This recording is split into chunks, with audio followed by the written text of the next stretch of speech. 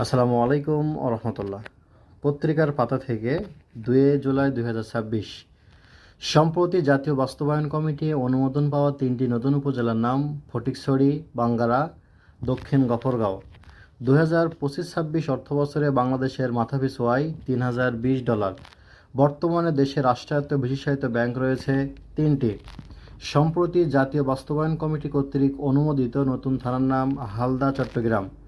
যুব ও ক্রীড়া মন্ত্রণালয় কর্তৃক যুবকদের জন্য প্রস্তাবিত বিশেষায়িত ব্যাংকের নাম যুব ব্যাংক। ঢাকা মুসলিম সাহিত্য সমাজ এর মুখপাত্র ছিল কোন পত্রিকা? শিখা। আঞ্চলিক জোট কোয়াড এর সদস্য দেশ কয়টি? 4টি। জাপান, ভারত, যুক্তরাষ্ট্র, অস্ট্রেলিয়া। প্রাথমিক ও মাধ্যমিক স্তরের নতুন শিক্ষাক্রম চালু হবে 2028 সালে। সার্ক অ্যাপ্রিকালচার সেন্টার কোথায় অবস্থিত? ঢাকা, বাংলাদেশ। KCNA কোন দেশভিত্তিক রাষ্ট্রীয় বার্তা সংস্থা? উত্তর কোরিয়া। নিয়মিত আপডেটে ফলো করুন হাদিস টিউটোরিয়াল। ধন্যবাদ।